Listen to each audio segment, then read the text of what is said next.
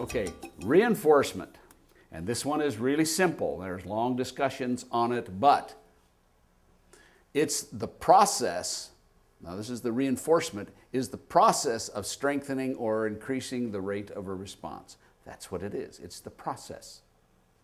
A reinforcer is anything, object or activity, that increases the response, rate of response, strength of a response. Okay? Now there's a measure of this having to do with rate. The rate of response is one measure of strength. In other words, how fast does it occur? Another one is the resistance to extinction. It's no longer reinforced, but it continues on. The animal keeps doing it, and you can forget about why. The animal just keeps on doing it. And some reinforcers are able to develop a stronger resistance to extinction than others. There's a whole brand of psychology now that is addressing the notion of behavioral momentum. Those of you who are particularly in agility training, but I'd say in a lot of other areas, this is kind of an important concept, and it makes it kind of easy to explain it.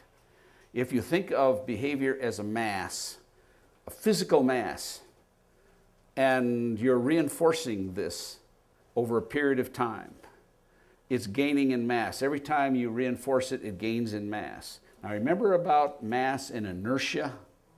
It's moving along. Once it's moving, it tends to keep moving. The larger the mass, the more of this inertia you're going to get. So the more you reinforce this, the more it's going to continue on. And when they describe behavior, they talk about the ballistics of behavior, because it actually can describe it's going up, it's getting faster and faster, and then you quit reinforcing, but it keeps going up, and then finally it falls off like this. And the rate of fall off can be predicted, and these people have all of these wonderful formulas predicting the rate of fall off depending on the amount of reinforcement that's occurred before. And they come up with values of reinforcer. They increase the rate of growth of the mass of the behavior, if it's a high value reinforcer, more than a low value reinforcer. And Tony Nevin and some other people have long explanations, and they use, and we're familiar with integration and I mean areas under a curve, and they describe all of these things, or they give all of these qualities to behavior. And it's really kind of neat. I don't know how much actual truth there is in it, but it sure is descriptive. And it makes it easier to explain this to some people. They can visualize this getting bigger and bigger and bigger as you reinforce. So consider that as a way of explaining things. Primary reinforcer. Trainer's definition. Anything that the animal will work for. I mean, it likes what it is. The animal likes what's there. An animal works for it. That's a primary reinforcer. And remember, when and where the primary reinforcer is delivered is important. Now, this is contrary to what you will read in a lot of places. That is one of the most difficult things to get over to people when they come into the chicken workshops, because they have a tendency to forget that the delivery of reinforcer is important. And they tend to work on the clicking, but as far as presenting the food, they take a little while until finally the chicken makes them change their behavior. Then they change their behavior and they find that the behavior comes much faster. That's when they accept finally that when and where the primary reinforcer is delivered is important. You will read that if you click, then you have ended the behavior. It doesn't matter where you feed or when it doesn't matter. And that's not true. It's not true. So a secondary reinforcer, sometimes calling bridging stimulus or a bridge, is a learned signal telling the animal that a primary reinforcer is on the way. Now, I think all of you have probably heard that many, many times. For practical purposes, in the trenches, a bridge is the same as a marker, is the same as a discriminative stimulus, is the same as a conditioned reinforcer, is a secondary reinforcer. There have greater or lesser synonymies here. They're not always exactly equal to each other, but for practical purposes, for our discussing amongst ourselves and utilizing it, all of these terms will fit. A secondary reinforcer must be paired with a primary reinforcer many times to be useful. And I have read so often, you click 3 or 4 times, feed the animal, okay, you now conditioned the animal to this, and away you go. And if you're really serious about your training, you pair this a lot. And you usually try, I suggest, training some very simple behaviors using this bridge before you start training the really difficult behaviors, the behaviors you really want to work on. Remember, both primary reinforcers and secondary reinforcers strengthen behavior. Both of them, not just one. If you stop and think about it, when they say that the click ends the behavior, the click is the key thing. The primary doesn't matter anymore. You can just click. And a lot of people have carried this over to, I can click many times and feed only once. And of course, they're really hurting themselves that way. But if they click and don't feed, they have lost the value, some of the value of that secondary reinforcer. I think most people now will accept this. There's still some diehards out there. The bridging signal may end the behavior in our minds, not in the animals. This dog has not read the book, does not know that the bridging signal ends the behavior. An example of this, and one, I guess some of you know that we worked with CCI for a few years. It didn't do a lot of good, but maybe some. They had a problem on using reinforcement because when they clicked, they had a way of rewarding the animal before. They did some reward training, but they always rewarded ahead of the animal, ahead. So this dog would be in proper position for your heel with the nose right where it's supposed to be, and then jump ahead, because they always fed ahead. By the time we finished, we made the rule for about 2 weeks that they had to feed behind their back, right in the small of their back for the dog. And why did we do that? Trying to overcome these weeks and weeks and weeks. They had this dog clicking they'd clicked in the right position, you could see from the videotape, but then fed ahead. And they had heard that the click ends the behavior. Well, the animal should know better. I don't want the animal out there, I want the animal to stay there. Well, then why are you feeding out there is the question. So remember, the click does not necessarily end the behavior. You want to feed in such a way to improve your chances of success. The animal is also shaped, its behavior is shaped by when it receives the reinforcer. My view of this is that the click starts a process of reinforcement. I look at reinforcement as a process, not an event. It doesn't just click and that's it. It's all over and done with. It starts with the click and ends, I'm not sure where. It ends sometime after the animal ingests this food, somewhere, and I'm not sure where. Think yourself of when you go out to a meal and you sit in this restaurant with all this wonderful ambiance and it's all wonderful and you're eating the stuff and you take a bite and you have wine there and if you're a guy, there's a beautiful woman across from the way, and all of this is so wonderful. It isn't just the food in your mouth, it's the whole process. When does it stop? You feel pretty good after the meal, don't you? Well, this food has contributed to that. I'm not sure where the process of reinforcement really stops. But I'd say for practical purposes, once the animal has swallowed the food, it's probably minimal. Just remember it continues on. Reinforcement is a process, not an event. Remember, training goes on all the time. Not just when we say it does. It goes on all the time. And that goes back to nature and the billion years of learning. These animals are learning machines.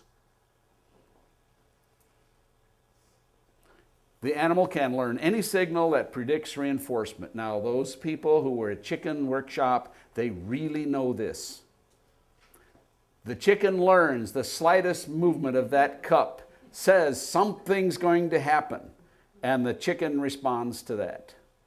And the people there learn that if they start that cup moving before they click, if they don't really mean to click, they just move the cup, that chicken is going to respond to that, just as if they had clicked. And if they do this consistently, what is going to be the meaning of the click? It's going to be less. You're going to reduce the meaning of the click because they have picked up this subtle little cue of moving the cup. And the chicken learns this very, very fast, just like that. And if the person moves like, and this chicken is just going like this. And you see it all the time. Just look around you in the work, and you see these chickens looking up like this all the time. And that's because the person's moving. You have to be quiet. I was really fortunate. The last time I was at APDT, they had a class out there with a bunch of people training the dogs. And I don't even remember what the whole thing was all about, but they had a lot of people out there. And you could look out in this group, and you could spot people who were absolutely like Buddhas out there. They were just like rigid like this. And they delivered the food and came right back. And there wasn't all this extraneous motion. And you looked elsewhere, and the people were dancing around like little dancers and moving around. And this dog is just looking at all this going on. And these other people were quiet, and the dogs were quiet. Which were the chicken workshop people? It was so neat to watch. And that's my student, that's my student. And it was so neat to watch. And it was real. It happened there. I saw it a couple of times. Okay, reinforcement, key to effective training. In my opinion, that is the key to effective training. And an effective reinforcer is immediate. What is there to misunderstand about immediate? As quickly as you possibly can. Now, if you can't get it there any faster, well, then that's as fast as you can be. But you work very hard to make the reinforcer, deliver the reinforcer immediately. Contingent, and what do we mean by contingent? Depending on the behavior of the animal. There is a difference, a world of difference between reinforcing behavior and feeding the animal. Feeding the animal, you get a fat animal and no behavior. If you reinforce behavior, you may or may not end up with a fat animal, but you're going to get behavior. So make sure that whatever you do as far as delivering however much and how many reinforcers to the animal, that it's contingent on what the animal does. Okay, the reinforcer should be valued. Something the animal wants. The higher the value, probably, the higher the animal is going to work, or the harder the animal is going to work for it. Because that's one of the definitions of value of a reinforcer, how much the animal will work for it. Okay, factors of reinforcement. Timing, criteria, rate. Timing, the when. And that should be as precise as you can make it. If you're interested in precise behavior. If the people are there and they just want their dog to behave, are you going to beat them over the head on the timing on the clicker? No, you probably not. At least you shouldn't. No, you shouldn't. Because it doesn't... you can get good enough behavior probably for almost anybody, a pet dog owner. And in my opinion, my opinion, you probably don't even need a clicker. But it's a tool. It's something that you can teach, and it helps, maybe. As long as you don't get complicated, and as long as you teach the people first to feed the dog. You deliver the food. How do you deliver the food to the dog? You want to teach the person to deliver the food before you have them use the clicker. Let them get their mechanical skills down. Develop the mechanical skills on the part of the person. Okay. If you really want precise behavior, though, your timing had better be right on. Criteria. What do I mean by criteria? It's whatever you want. And you need to define what you want when you start to work. So you need to define your criteria and have your criteria set. Okay? The what? Rate. How much? In other words, how often are you going to be feeding this animal? How often are you going to provide reinforcement for this animal? All right? Timing, criteria, rate. How are they related? Are they related? Yes, they are related. Criteria. We are lumpers. I get this behavior, okay, it's pretty good. Now I want this behavior right up here, way up here. Animal, you've got to go from here to here before I'm going to give you any reinforcement. Okay, what's going to happen to the rate of reinforcement? It's going to drop. And what's that going to do to the behavior? You're going to get less and less behavior. Okay, criteria. I'm not sure what I want. I'm just going to go find out what I want. What's going to happen to your timing? Your timing, by the time you've decided, yes, that's what I want, guess what's happened? It's long gone, and you're reinforcing something else. So I can go through this whole thing. They're all related. Timing, criteria, rate of reinforcement. They are so key to efficient training. So, reinforce precisely when. Criteria, reinforce only desirable behavior. Now, it seems obvious that you should not reinforce what you don't want. But in watching people train, so often they're reinforcing behavior that they really don't want. But they are so frustrated, they'll reinforce anything that they can get. And remember about contingent being non-contingent? It should be contingent as opposed to non-contingent. If you are feeding what you want and what you don't want, you're feeding the animal, and you also are inadvertently strengthening behavior that you don't want. Now, for those of you who are inveterate, really, you're shapers, stop and think about the process of shaping. You are going to be reinforcing behavior in the early stages of behavior that, guess what? You really don't want down the road. So, if you're going to shape, and I'm not arguing that you should never shape, what I'm saying is you should arrange the contingencies such that the animal is more likely to give you the behavior in the shaping process where you aren't reinforcing a lot of unwanted behaviors or behaviors that you aren't going to want down the road. And you want to slice this as thin as you can, but you want to get to that final behavior also as quickly as you can. I will point out to you that if our company, Animal Behavior Enterprises, relied on shaping to get the vast majority of its behavior, we'd have gone broke in the first 5 years. We did much more luring, targeting, particularly targeting, but we did luring, and mostly we did environmental manipulation, and that's a fancy term for what? We arrange the environment so the only thing the animal can do is the right thing, or very close to it. And in that way, we were not doing what? Reinforcing behavior that we don't want. Okay? Reinforce one criterion at a time. You define, this is what I want. I'm going to change one criterion, and that's what I'm going to go after. And I'm going to get that good, and I'm going to change another criterion. As opposed to, I'm going to ask for this, this, this, and this all to be increased at once. So the animal has many ways to fail. You don't want that to occur. Okay, rate of reinforcement.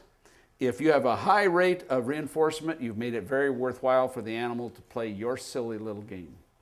And you'll find the animal will not be easily distracted, or to be less easily distracted. If you have a low rate, the animal is going to be looking around saying, gee, everything else looks a lot better than over here. Every now and then, while training with the chickens, that a chicken would actually launch itself from the table to go over to another table because, gee, it sure is a lot better over there. It was so much fun watching these chickens looking around and then finally leaving, and this person with a cup is trying to lure this animal back. Because their rate of reinforcement was down so much, and the chicken could see that this looks a lot better over there, and you got two chickens eating out of one cup.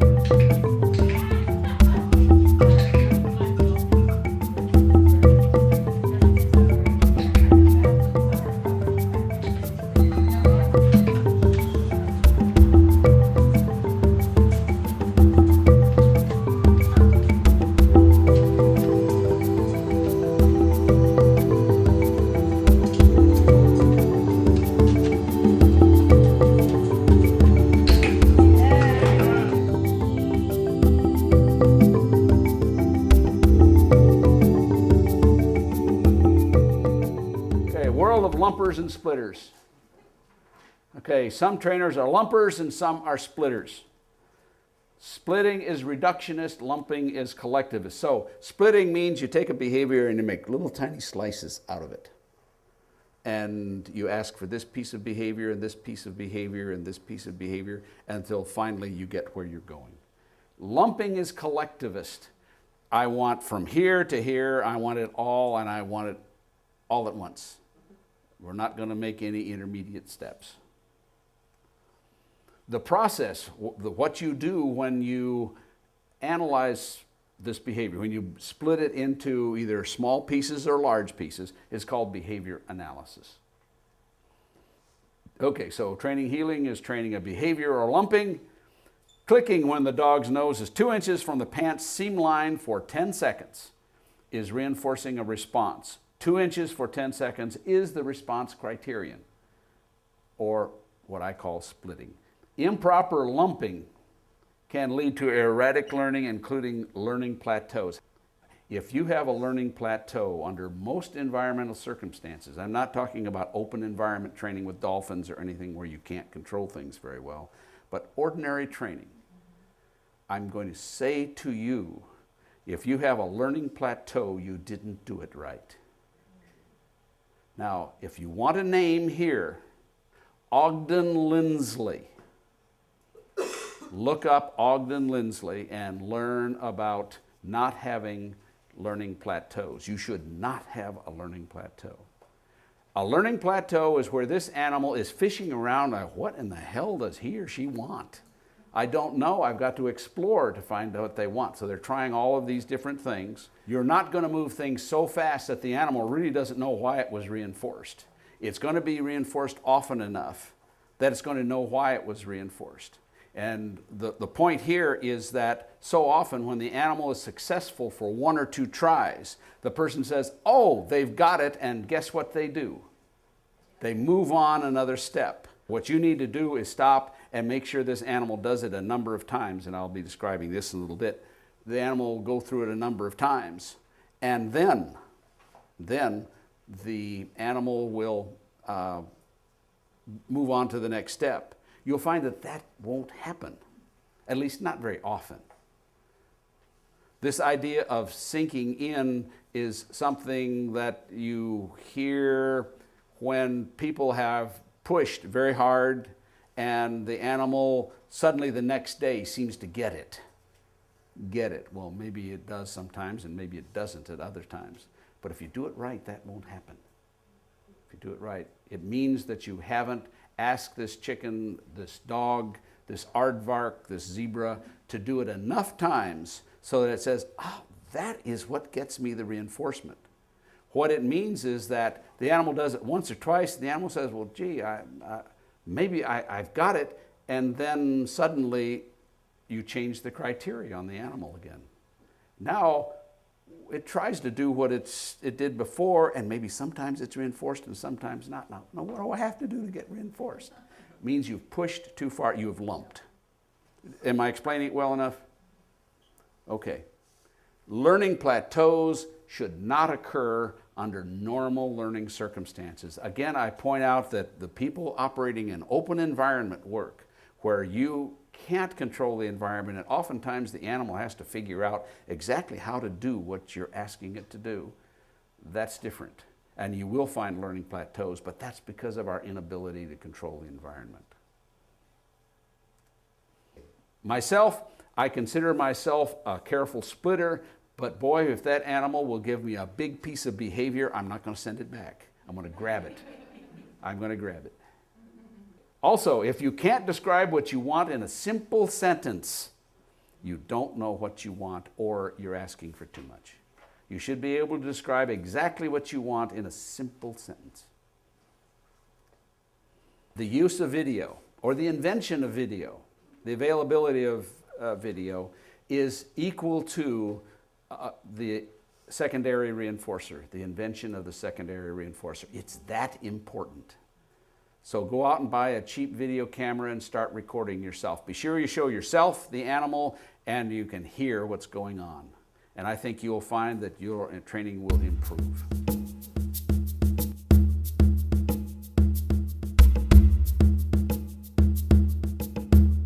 Aversives, called punishment when a human or other animal applies it. Remember, psychologists define punishment differently than non-psychologists, and I'm not going to get into emotion-charged discussions on punishment.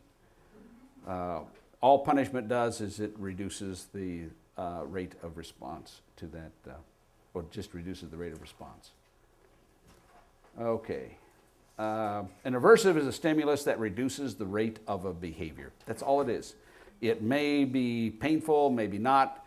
It's anything that reduces the rate of response. You can have primary and secondary aversives.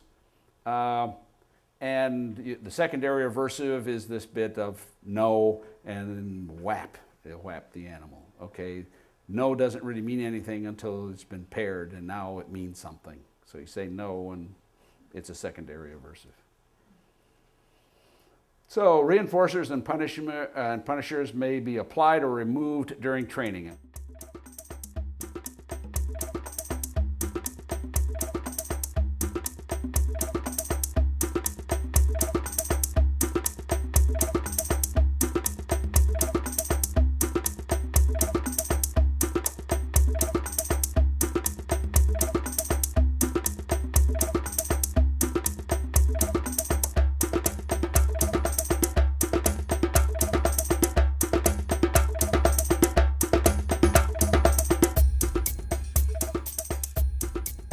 Time spent on the internet discussing the finer points of whether negative reinforcement is or involves punishment might better be spent washing dishes, fixing cars, or training animals, either using R- or not, according to the dictates of your conscience. Okay? All right, enough said.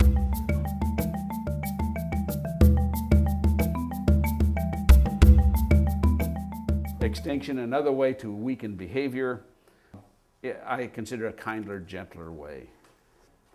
Extinction takes place when a previously reinforced response is no longer reinforced.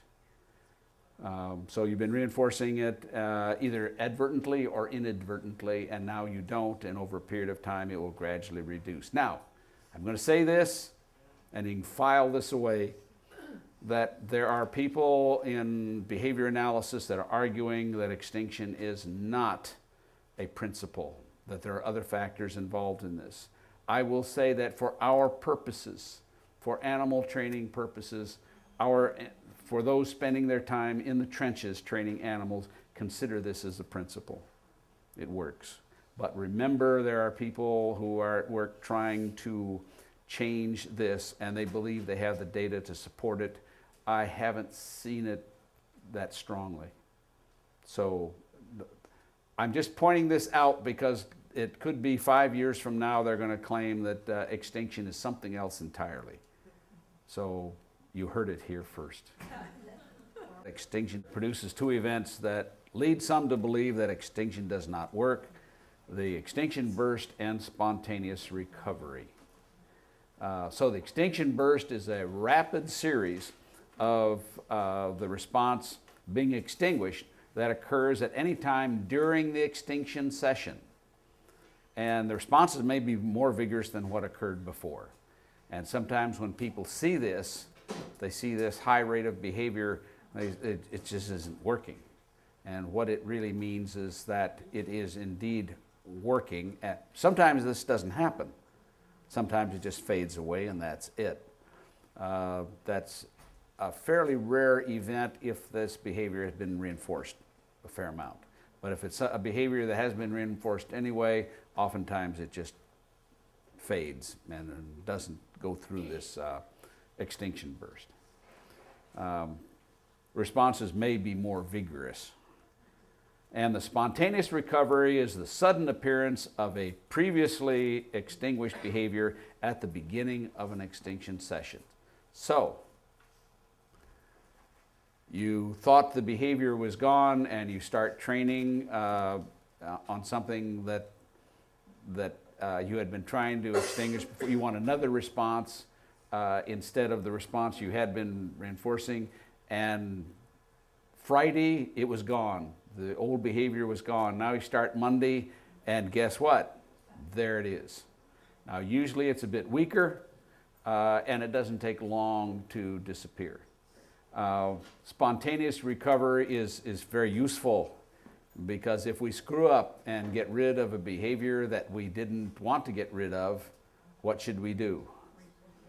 Just stop what you're doing and go start training something else for a day or two, and then come back and it will be there. Provide the cue or whatever you did before and say, okay, any piece, any part of that behavior that comes back, I'm going to reinforce, and pretty soon it'll come back. There are some out there that right from the get-go teach students, well, if you really want a good behavior, you reinforce it a little bit, and then you stop reinforcing and you wait for the behavior to occur more strongly. And for a novice student, they usually don't get it, and they don't understand why they don't get it. One, the behavior is too weak to begin with, and two, the novice was not able to pick out that strength of behavior that will be strong enough that they can reinforce and they'll get more and more behavior, as opposed to asking for a little bit more and then the behavior is extinguished. It's not there at all. And it's kind of sad to ask a novice student to make that kind of a judgment. Again, I recommend not teaching this to novices.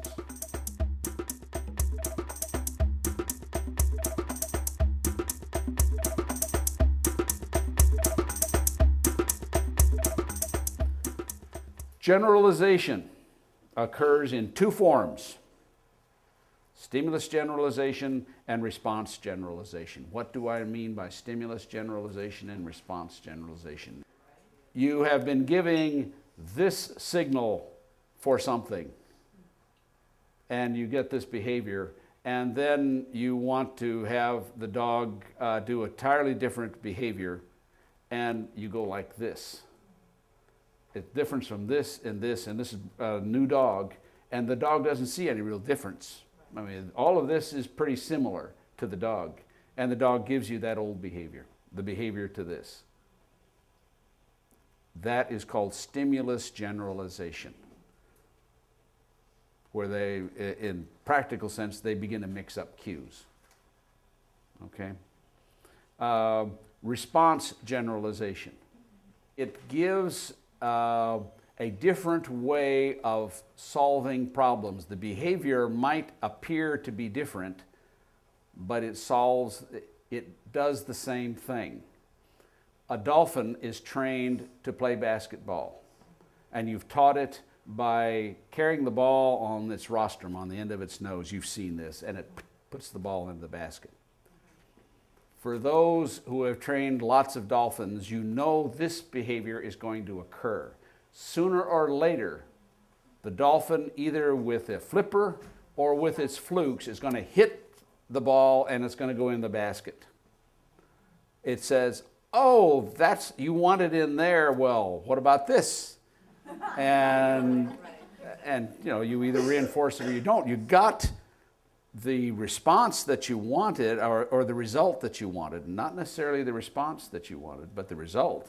And you like it, it's fine, so you reinforce it. The animal has generalized. Generalization is often considered one measure of intelligence. The ability of the animal to have different ways of solving problems. And that's why sometimes dogs and some other animals don't do very well there, because they're not really great generalizers. I'm not saying they don't, but not as well as a lot of other animals like primates and raccoons and bears and some other animals.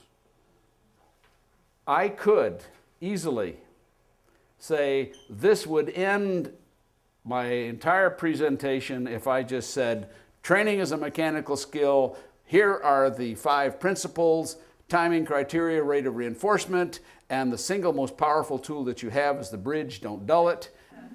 Because to me, this is so key for the fundamentals of animal training right there. And that's what we work so hard and have for the last 40-something years tried to get people to build their training around this and then expand from this. I'm not saying you stop here, but this is where you start.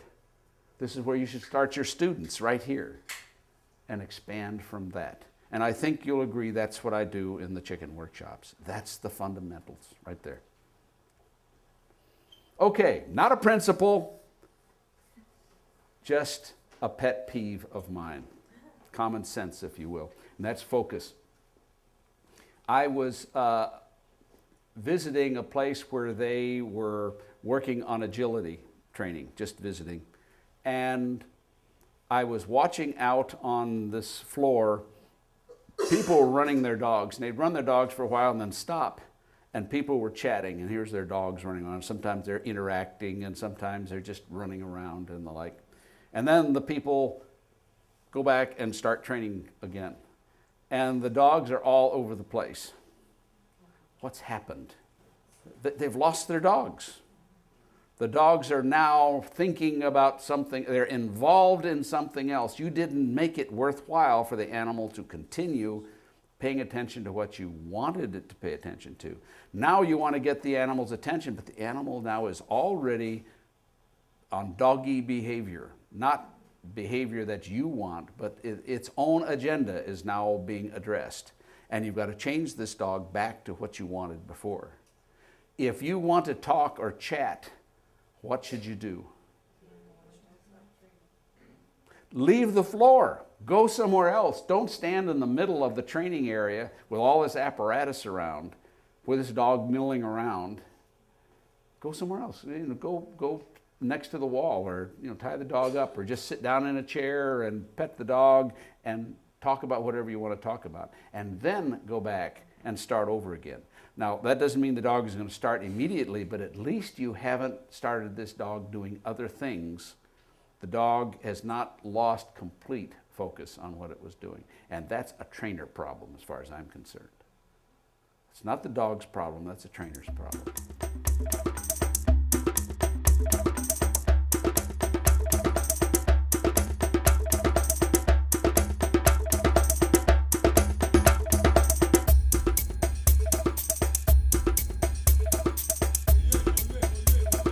Derived principles of reinforcement. You combine various fundamental principles and you get these derived principles. And we have differential reinforcement, interval schedules, and ratios, and chaining, and there's some others, but these are the essential ones. Okay, differential reinforcement, and this is so important. This is a big topic with me. We used it all the time. And you folks do too, either knowledgeably or by accident. One or more behaviors under a given circumstance receives preferential reinforcement over one or more other behaviors. Some behaviors get more reinforcement than other behaviors. Some behaviors get less reinforcement than other behaviors. That's differential reinforcement. It doesn't matter whether the response has been cued or not. Some people say, well, if I cue the response and then I reinforce with one reinforcer and then give another cue and respond, the animal responds, and I give a different reinforcer, that changes the value of the reinforcer. Well, it's still differential reinforcement regardless of whether the response is cued or not cued. It doesn't require a cue to use differential reinforcement. The DRI, DROs, DRZs, and that sort of thing. Okay. There are a zillion of these things. They're specialized standard applications of differential reinforcement. It allows for people to discuss these things with a shorthand. Differential reinforcement of incompatible behavior. You don't want the dog running to the door, so when there's a knock at the door, the dog is supposed to go somewhere else. So you reinforce the dog only for going to another spot. You don't reinforce the dog for going to the door. So you have reinforced an incompatible behavior, or incompatible with going to the door. Differential reinforcement of other behavior. You do anything but go to the door. I don't care what you do. Come bite my leg or whatever. Just don't go to the door. Differential reinforcement of any other behavior. Differential reinforcement of zero behavior. DRZ or DR0. In other words, don't do, as long as you're just sitting there, all these things are going on, as long as you're sitting there, I'm going to reinforce that. If you do any motion, if you do anything else, I'm not going to reinforce you. So the animal learns to not do anything. And doing nothing is a behavior. Okay? And then DR question mark. Whatever you want to put there, you can define your own. Just define it. And there are pages of these things. It's just a shorthand. There's nothing dramatic about it, and people make a big issue of this. It can be anything you want it to be. Oh, and discrimination and shaping are two applications of the derived principle of differential reinforcement. So you're going to reinforce the response to one object, but not another object. The animal has to discriminate a color or a shape or a sound or something like that. You'll reinforce getting closer and closer to an object. You're shaping the animal by a series of successive approximations. You get further away, I won't reinforce you. You get closer and closer, I will reinforce you. Again, that's differential reinforcement. So I've given you some examples in the chart there. Differential reinforcement can also mean one response receives a highly valued reinforcement, and then another response receives a less valued reinforcer. And that's differential reinforcement. It does not mean it's an intermittent reinforcement. You're reinforcing continuously, or can be, but you're differentially reinforcing. And it also means greater magnitude or lesser magnitude. You give more or less of something. All of these are differential reinforcement. The desired responses are reinforced, and the undesired ones are not. Okay. By the way, differentiation, if you're reading some old books, you'll see the term differentiation. That was preferred by Skinner, but he finally lost out, and shaping is what it was called. Successive approximations. And it means that a behavior can be changed in topography. In other words, how high the animal jumps, how far the animal jumps. You reinforce if it goes out so far, but nothing less than that. It has to jump so far. Dolphin has to jump so high in order to get reinforced. All of this is a matter of shaping. And you can use latency or intensity of response. In other words, really, really fast. Rate of response, give me more and more and more responses. All of these are examples of shaping. I want more of a behavior, faster behavior, shorter latencies. All of these are examples of shaping. Okay, reinforcement can be delivered continuously. You give one correct response, one reinforcement. It doesn't matter the value of the reinforcement. That's important. It doesn't matter the value of the reinforcement, but it has been reinforced every time.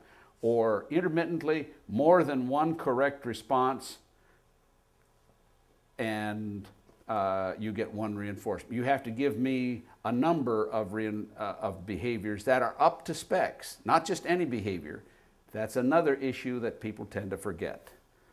They think that if the animal gives me 6 behaviors, 3 of which met specifications and 3 of which did not meet specifications, but it was an attempt, that means there's been 6 behaviors. And it's on a fixed ratio of 6, I'm going to reinforce 1 time.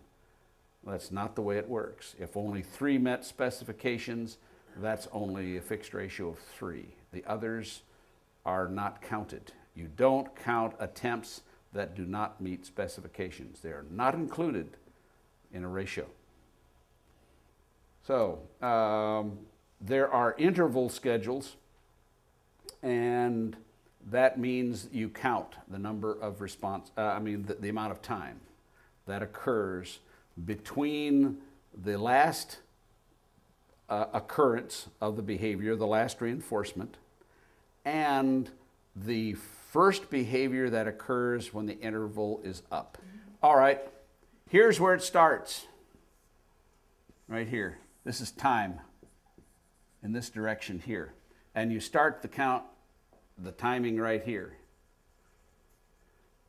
Now the time is going on. The animal can do anything it wants in here. And if this is an interval schedule of 20 seconds, 20 of these ticks go off like this, and then after 20 seconds, the very first response that meets specifications gets reinforced right there. That is an interval schedule, not duration. Not the animals, I want the animal to sit for 20 seconds. That is not an interval schedule. If the animal were to run around the room for 20 seconds and tear up all the walls, rip up chairs, bite people for 20 seconds, and then at the end of 20 seconds sometime, sit down, and that's the response, and you go click and treat, that's an interval of 20 seconds for a sit. Otherwise, it's what's called a shaping schedule. I'm not going to get into that. Or a duration. You increase the duration, and you get longer and longer durations, and that's why it's called a shaping schedule. It's a series of approximations that finally get you to where you want to go. There is no approximation on this one. It's just whenever it occurs, whap, you reinforce. When people talk about interval schedules on the internet, because they're talking about duration. Almost never will you use an interval schedule. This is a laboratory thing. This is a laboratory test for a number of things. Now, we have occasionally, for other purposes, used interval schedules, but it's so rare. I'm not going to say anything further about it, and if somebody's talking about interval schedules in their training, you can assume that they really don't know what they're talking about. Now we have the ratio schedules, we have correct responses. Those number of correct responses the animal has to give in order to get a reinforcement. And they're fixed and variable, and you probably know the reason why you shouldn't use fixed, because you end up with animals that will be stereotyped in their actions. Variable ratios encourage strong, steady, variable behaviors. However, in my opinion, variable ratios are difficult to establish without risking extinction. And to do it properly, you have to get behavior solidly and then require a slow, careful training process. And they're usually not necessary. For most purposes, ratios aren't necessary. If they are necessary, use them. If they're not necessary, don't. If you have a reason to use them, make a plan to use them, have a reason to use them. But don't just use them because the book says you have to have this on a variable schedule, because that's not true. Continuous reinforcement, and that's what we did we did all of our training on a continuous reinforcement, and most of the maintenance even on a continuous reinforcement. And much of our training, as I've already said, is on continuous reinforcement, and we use variable schedules only for special purposes. So how did we get behavior? Fluency. Now, I am willing to bet that what I call fluent behavior and what you folks are calling fluent behavior are not the same thing. Because when I say fluent behavior, believe me, that's after hundreds and hundreds of trials, and that behavior is occurring at breakneck speed, as fast as the animal can do it, with the shortest possible latency, and the behavior looks perfect. Then and only then can you call that fluent behavior. Otherwise, it's just good behavior. And most people I have seen call good behavior fluent behavior, and they're not the same. Fluent behavior is what some teachers try to teach kids on the multiplication tables, where they can rattle off the multiplication tables just as fast as they can speak. And most people that learn the multiplication tables like that never forget them. They're permanent part of their repertoire. Chaining involves tying responses together to form a single behavior. And essentially, the presentation of the next behavior serves both as a reinforcer for the just completed behavior and as the cue for the next behavior. There is so much discussion about training within a chain, and whether you train in reverse or forward training, backward chaining and forward chaining, and we usually did neither. Neither, as we say.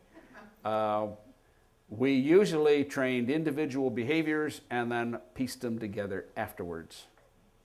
And that's because we had efficient training as part of the important part to us. This is how we had to make money. So we trained pieces of behavior and put them together. The most difficult parts of the behavior we determined by analysis, and that's what we started on, the most difficult behaviors. Didn't matter where in the chain it occurred, we didn't care. The easiest behaviors we waited till the very end, and then we pieced them together. Now when we pieced them together, usually we tended to work in reverse and put them together, but we didn't train, didn't backward chain that way. Didn't train in a backward fashion. So operant behavior and operant conditioning is the core of all behaviorally based training programs, but remember about Pavlov. Don't forget about Pavlov. He's always on your shoulder.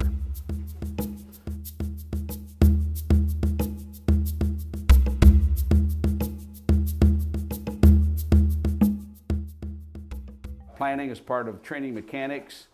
So many people are baffled by what appear to be complex problems. My animal is doing all of these things and I can't possibly train this animal. It does too many things. Your challenge is to break down the issues into little pieces. Pick something you can solve. Ask a simple question about a simple problem. That's your key to training behavior.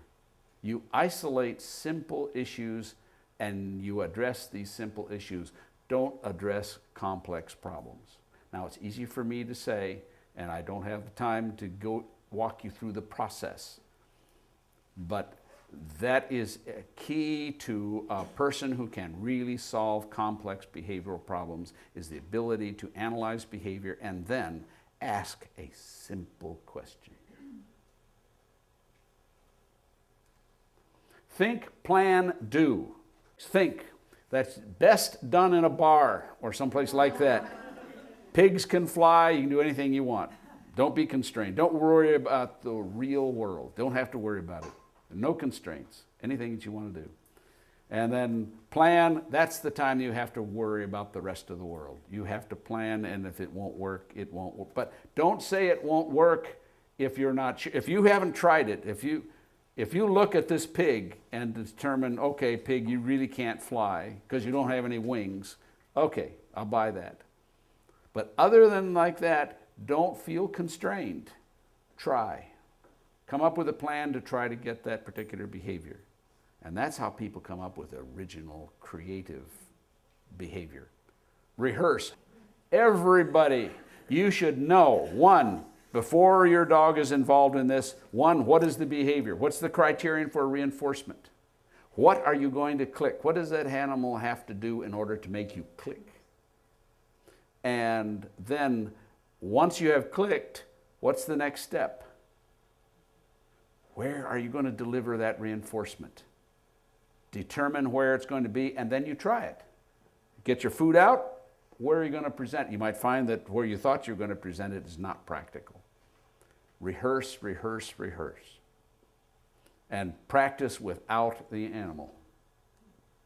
And remember, in your planning, the animal has limitations, the trainer has limitations. In your plan, if you don't have the skill to do it, you've got to change. You've got to either develop the skill or change your plan so that you can do it. Animal has limitations, you have limitations. You plan for both. Now, once you have started the last step, and that is doing, forget about thinking. You've already done that. You don't need to think anymore, you do it. You don't have to plan anymore, you've already planned. Don't plan anymore. Don't clog your mind up with all of this stuff. Now it's do. Now guess what? Might not work. And what should you do then? Stop, go back, think a little more, plan some more. Now you do. But each time you're doing one at a time. Not trying in the middle of a session. Your mind is now thinking of what you should do. And what are you doing with this animal? Remember about timing, criteria, rate of reinforcement. All of that is going to hell in a handbasket while you're busy thinking about what you should be doing. Put up the animal, think, plan, and then do.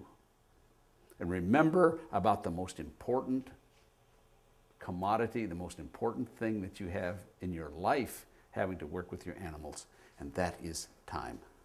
Don't waste your time. Don't waste your time thinking and planning when you should be doing. You should be doing. That's what you should be doing. I recommend short training periods. You pick either time and you count the number of trials, or you pick a number of trials and you count, and then when you're finished, you go ahead.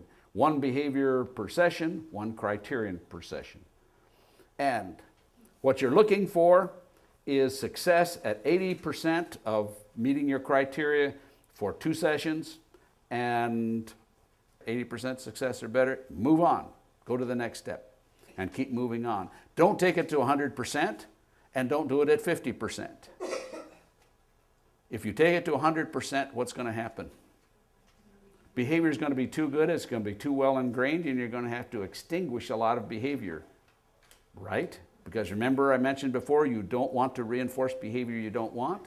Well, I've already described, we're in a training session, you're not to where you want to be, and yet you've reinforced this 100% for session after session after session. Now, that's what the animal's going to give you, and it's going to be tough to get beyond that. So, if the behavior is static for 3 sessions, what should you do? You haven't improved for 3 full sessions. No improvement. Don't waste your time. What should you do? Stop. Change your behavior. Change your plan. Don't be locked into it and say, demand for the dog to be smarter than you. You've got to figure out what I want. I'm not sure what I want, but you've got to figure out what I want. Okay? And then, if the behavior declines for 2 sessions, what should you do? Same thing. Stop. So, stay the same for 3, decline for 2, and that means something's wrong. Don't waste your time. You should be able to see some progress in 3 or 2 sessions, depending. And remember, part of the problem could be lumping. You're asking for too much. Okay, how long should training periods or training sessions be? A training period is a group of sessions, okay? A session should be a number of trials or a certain period of time. And the number of trials, I believe, should be around 10. The length of the session should be a minute or 2. Not much more than that. And a training period should be 5 minutes or 10 minutes or somewhere like that. And you have multiple sessions in there.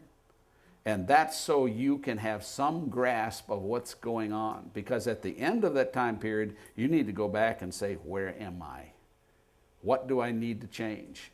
If you're working for long periods of time, then you begin to forget where you were when you started. So you need to keep changing, and record keeping, and all of this should go along with it. Here is the question you should ask yourself after every session, after every training period, after end of every training day, after the end of every training week. Ask yourself, am I better off than when I started? At the very rock bottom, if you're going to ask only one question, that's the question to ask. Am I better off now? And you consider at the end of New Year's Eve, am I better off this New Year's Eve than I was last New Year's Eve? And you get 2 or 3 of those in a row where, gee, I'm really not, I'm not as good now than I was before. There's a message there. Change your behavior. What can you take with you from this presentation? And you can read it for yourselves.